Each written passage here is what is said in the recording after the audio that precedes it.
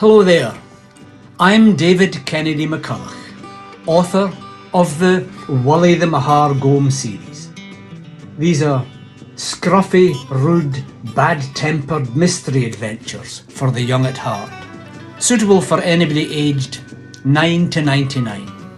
Now, these are big chapter books, and in fact, in total, there's already 4 of them with another one on the way. So I thought you might like to see how this story gets started. The basic premise is that there are 2 kids, teenagers, boy and a girl, living next to each other in a quiet neighbourhood in Seattle. And they're best friends, and all of a sudden their life gets taken over by mysterious rock creatures which are living among us and working magic and mischief on the human population. And we call those gomes, not gnomes, gomes. And Wully, the hero in all those stories, is a gome who hails from the tiny Scottish village of Mahar. So Wully the Mahar Gome and his adventures. Now, in book 1, chapter 1, imagine a little boy, about 11 or 12, sitting in his upstairs bedroom, doing his homework on a wet winter night. But he doesn't know that somebody outside is watching him.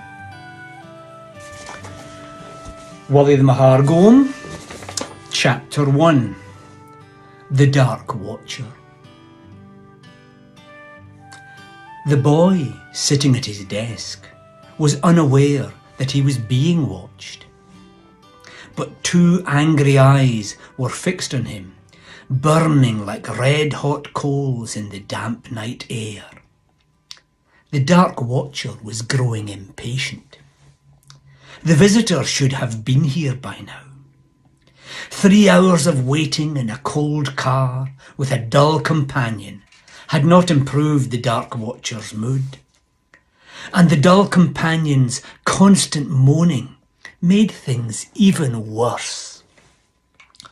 "I think I'm allergic to this awful, damp, cool, wet, cold, soaking, freezing weather. I hate it here. We turn on the heater, yes? No one will notice." The Dark Watcher gave a negative grunt. The Dutchman was always whining. He didn't deserve a response. Oh, come on. All my extremities is shriveling up. I'm getting a cold in my chest. Or maybe I'm getting double pneumonia. Or triple pneumonia. I had a cousin once got triple pneumonia in Rotterdam. It came on so quick, he woke up one morning, he was dead. The Dark Watcher still gave no response. It would only encourage him.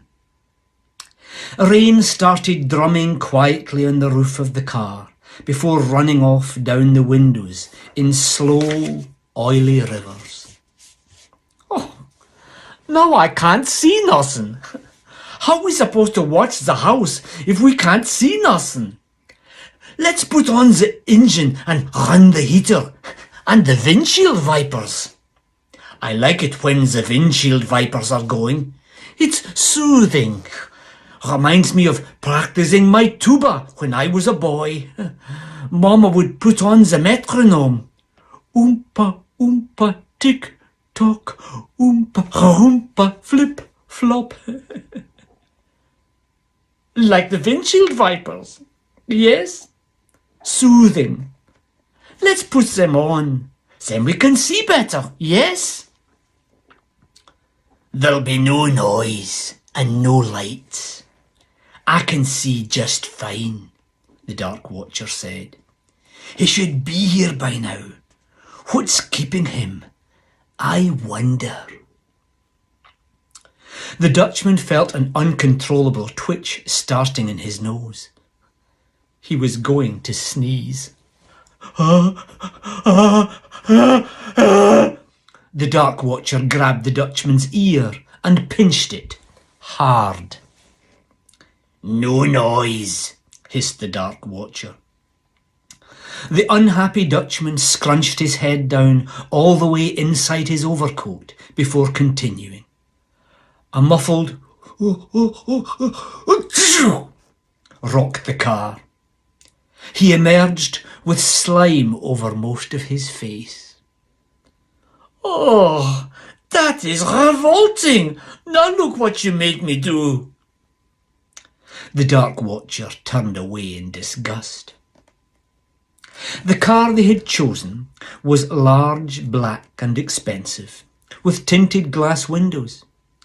It didn't stand out as unusual here in Magnolia neighbourhood in Seattle. There were plenty of large, black and expensive cars around here. Very few people were out and about tonight. They had been sitting here in Perkins Lane for almost 3 hours now and had only had 2 interruptions. A young couple had stumbled down the lane trying to walk, hug and kiss each other all at the same time. It was enough to make the Dark Watcher sick to his stomach. Pathetic, happy creatures, oblivious to the world. It was a miracle that they made it to the end of the lane without tripping up and falling over. A small man emerged from the darkness, pulled by a very large white bulldog. As the dog walked past, it lifted its leg up and peed on the front bumper of their car. "Why dogs do that, you think?" said the Dutchman. "They marking their territory or something?" The Dark Watcher grunted. He didn't blame the dog. Its behaviour was an appropriate comment on how their night was going. The man and dog crossed the street and stopped at the house next door to where the boy sat at his desk. Despite the freezing wind and rain, the man was wearing a skin-tight vest, shorts and running shoes. He tied the dog's leash to the gate, dropped to the ground and did 20 push-ups on the wet sidewalk. He jumped back to his feet, did 30 jumping jacks before untying the dog and bounding up the stairs and into the house. "That man is mad," said the Dutchman. "Plain crazy Looney Tunes bonkers, if you ask me." "I didn't ask you," said the Dark Watcher. "Look lively. Here he is at last." A taxicab pulled up in front of the boy's house. A tall, gangly gentleman with a shock of wiry hair and a wild red beard exploded out of the taxi like a jack-in-the-box. He laughed and joked with the driver, who struggled to lift 2 enormous suitcases from the trunk. The tall, gangly gentleman slapped the taxi driver on the back, stuffed cash into his hand, picked up the cases with ease and climbed the stairs towards the boy's house. His cheerful whistling filled the night air until the door was opened and he disappeared inside. "Oh, that is good then. We can go home now, yes?" The Dark Watcher stared at the boy's house a while longer, then nodded at the Dutchman. They certainly were not going to get any more useful information by sitting here. And so, that's how the adventure begins.